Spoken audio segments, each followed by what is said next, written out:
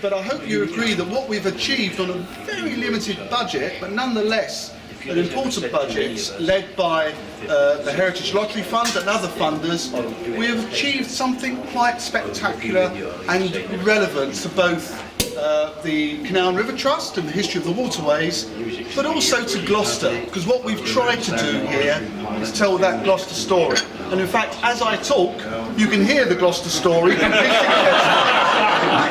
which is very nice, because that's what it's there for. The second thing we want to thank is our volunteers. Now, the Canal and River Trust is dependent upon volunteers to offer their time and their skills and expertise to do all the things that we need to do. If you think about it, the Canal and River Trust has a big responsibility. We have a huge number of miles of canals, if you like, which are there for use, and Richard's going to say a bit more about that later. But no more than in the museums, perhaps. You know, we rely on the volunteers and their skills and expertise to make the museum work, make it tick, make it accessible and enjoyable for their visitors. And hiding in the corner over there, we have 4 such volunteers. Was it 3 of you? 4? Here we are. You'll notice them, so they've got their red overalls on, and they are operating the steam crane. And please, after the speeches, do go down and see the steam crane working, because it is absolutely fantastic, and they are the people to tell you all about it.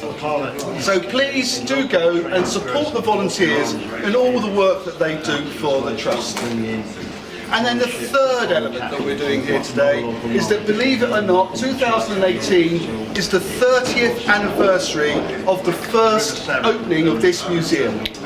What a momentous occasion that was, you know? And here we have a museum which is of value both to the Trust and to Gloucester, and I hope you all appreciate that. So that's really all I'm going to say today to you, ladies and gentlemen.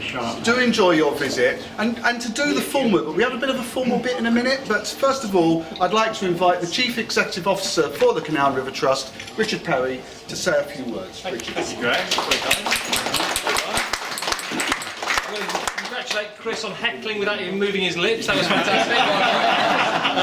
So we must all sort of try and sort of provide that in the future. No, so it's great to be here, and I just want to really echo what Graham said about my thanks for everyone who's endured and supported and driven this project forward.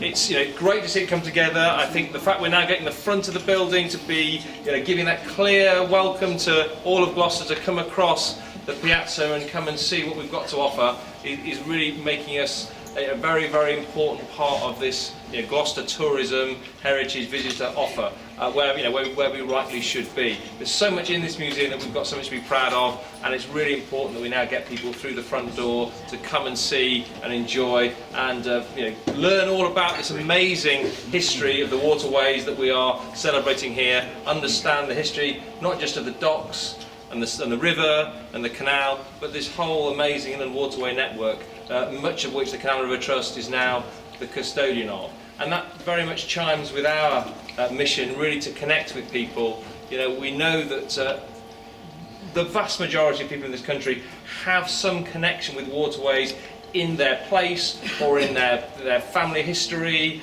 or in some other connection that they've got, and so few people actually truly understand and appreciate the impact that it's made on our country over the last 200 years. And we want to create that connection, but we want to make it about the future too. Our message to people now is that our waterways are about delivering well-being. They are a great place to come and de-stress, to exercise, to experience nature, just to sort of feel better. And our empirical research is telling us that there's firm evidence that that is what they deliver for people. So our slogan, making life better by water, is something we can now demonstrate evidentially. So it only happens because people like you care as much as you do about what we do. We rely hugely now on volunteers. We rely hugely on funding partners who see what we want to do and are, keen to support us and give us their backing. So, thank you to the HLF and the others who funded us. I know lots of the small Gloucestershire charities made a contribution as well, which is great because it shows how important we are to the kind of the local story, the local economy, the local history. But particularly thank you to the volunteers, both anyone who was here in 1988 when we started. There must be a few.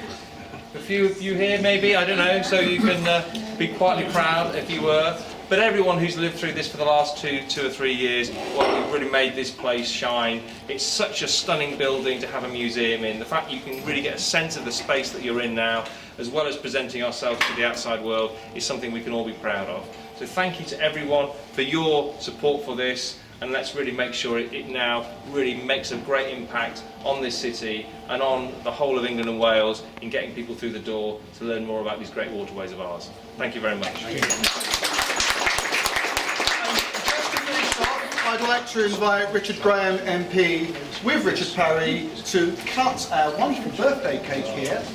Look, ladies and gentlemen, everybody who's come, whether from Gloucester or far away, on this unbelievably beautiful early autumn day, what a day to celebrate the reopening of this great museum.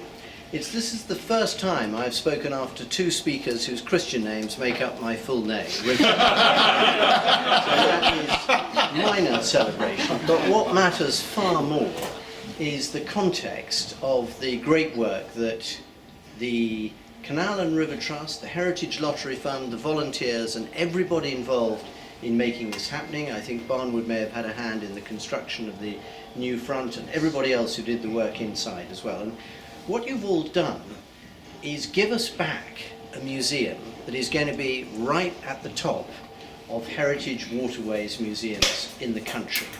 And that now sits alongside Lantany Secunda on the other side of the canal, which is just completed, the cathedral where Project Pilgrim has been finished, St Mary de Crypt where the HLF work is still going on, and an offering in Gloucester that now means last weekend at the end of the great History Festival we had 19,000 visitors, so that's up 19% on last year, coming to Gloucester for Gloucester Day, the Heritage Open Weekend and the other elements of the History Festival.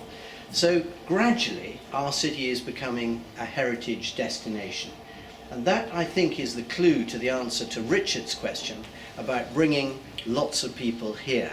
Because if we're going to get 6 million people a year coming to shop in the Gloucester Docks, surely a decent percentage of those can come in through the doors of the Waterways Museum as well.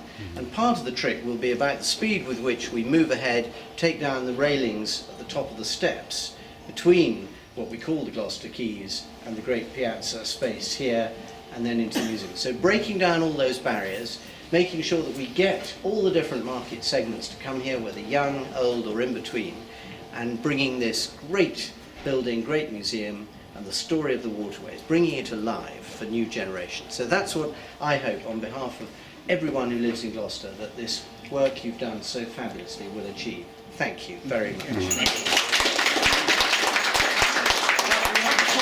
Gentlemen, how are we going to do this? Would you I don't think Richard needs my help. Right, we're going to slice. You're going to cut? Is that a good place? Is that black thing to me we can cut through? Is that a ribbon to cut through? That's fine. You can cut through. Cut through, okay, right, press down. Press down. Okay.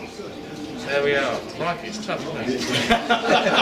Plenty more humiliation. Wonderful.